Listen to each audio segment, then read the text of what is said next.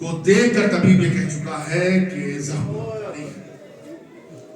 علی غصے سے آنکھیں کھولتے ہیں، باہر کون کا کچھ چاہنے والے ہیں کا اسے کہہ دو چلے جائیں۔ کیوں چلے جائیں؟ میں نہیں چاہتا کہ میری زندگی میں میری بیٹیوں کے رونے کی آواز جو ہے وہ نامحرموں کے کانے میں پہنچے۔ مولا یہ 40 ہجری کے کوفے کی آپ بات کر رہے ہیں کہ آج نامحرموں کے کانوں میں زینب اور ام کلثوم کی رونے کی آواز بھی نہ پہنچے۔ لیکن وقت بدلے گا، وقت بدلا، زمانہ منقلب ہوا، انقلاب زمانہ آیا۔ علی کے وقت یہ ہوا کہ یہ 2-3 دن گزر گئے اور گزرنے کے بعد جب اس دنیا سے کوچ کر جاتے ہیں تو حسنین آگے بڑھتے ہیں اور یہ پہلا جنازہ ہے کہ جس میں چھوٹے چھوٹے بچے ہیں، جس میں علمدار ہیں جو اس میں مدد کر رہے ہیں اپنے بھائیوں کی۔ یہ دن دیکھنے کو مقدر میں لکھا ہوا تھا کہ میں اپنے بابا کے جسم مبارک پر پانی ڈالوں گا۔ مجھے کیا اس دن کے لیے پیدا کیا گیا تھا؟ عباس شاید اپنے خیالات میں یہ کہہ رہے ہوں، اور ادھر بھائی سارے اکٹھا ہیں، بابا کو غسل دیا گیا، کفن دیا گیا۔ لیکن عزیزوں، عزاداروں، جب میت کسی کے گھر سے نکلتی ہے تو اگر گھر میں جوان بچے ہوتے ہیں جو یتیم یا یتیمہ ہوا کرتے ہیں تو ان کو سنبھالنے کے لیے محلے سے بہت لوگ آ جاتے ہیں کہ جنازہ رخصت ہو رہا ہے، جب جنازہ رخصت ہوگا تو بیٹیاں برداشت نہیں کر پائیں گی، تو محلے کی بزرگ خواتین آتی ہیں اور ان بچیوں کو سنبھال لیتی ہیں۔ لیکن کہاں سے لائیں گے اور بات جو حق کی گریہ اور ماتم ادا کر سکے؟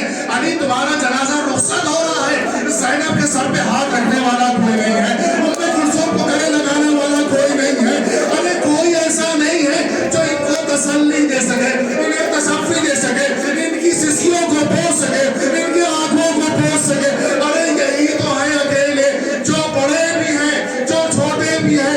ارے بھائی بھی کیا کرے؟ ارے جنازے کو لے کر جا رہے ہیں، ارے جنازہ پڑھ رہا ہے اور ادھر پڑھ رہا ہے جدھر کہا گیا تھا کہ میری قبر اور میری تربت جو ہے تمہیں تیار اور آمادہ ملے گی۔ جب وہاں پر جنازہ پہنچا، ارے جنازہ جیسے ہی پہنچا، ارے قبر شگافتہ ہوئی، میری امانت میرے حوالے۔ ارے علی لہد قبر میں جا کر سو گئے، جاؤ علی مبارک ہو، تم آسودہ لہد ہو گئے، تمہیں سکون مل گیا، ارے دنیا کی پریشانی اور مصیبتوں سے تمہیں چھٹکارا مل گیا۔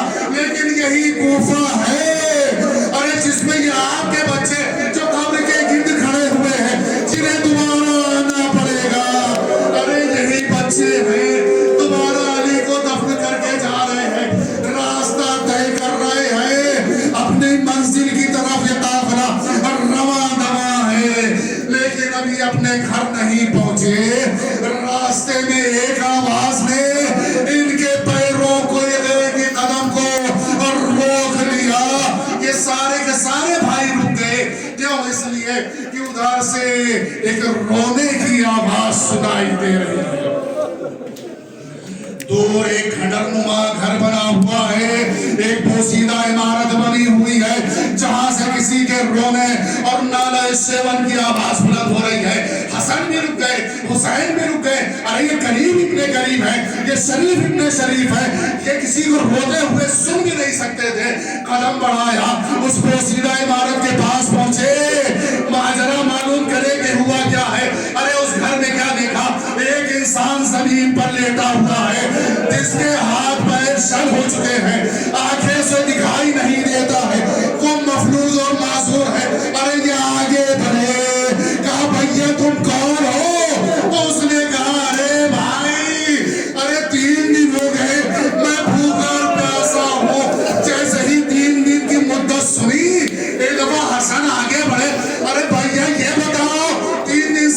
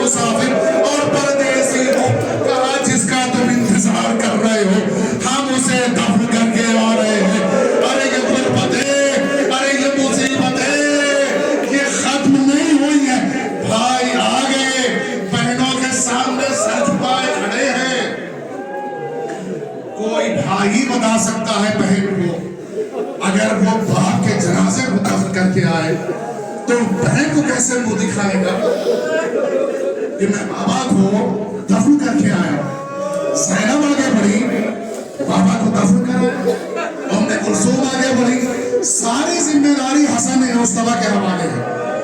ایک ایک کو دلاسا دے رہے ہیں، تسلی دے رہے ہیں، سنبھالو اپنے کو، سنبھالو اپنے کو، سنبھالو اپنے کو۔ یہ 40 ہجری کا کوفہ ہے، لیکن وقت بدلے گا زینب، میں نہیں ہوں گا لیکن میری آنکھیں اس کوفے کو دیکھ رہی ہیں۔ یہ حسین ہوگا یا ام کلثوم ہوں گی، یہ وقت زمانہ کروٹیں لے گا، زمانے کے ایام بدلیں گے اور 40 ہجری گزر جائے گی زینب، قیامت ہے زینب کے اوپر۔ اسیری، بے بسی، بے کسی، بے مخنو چاہتا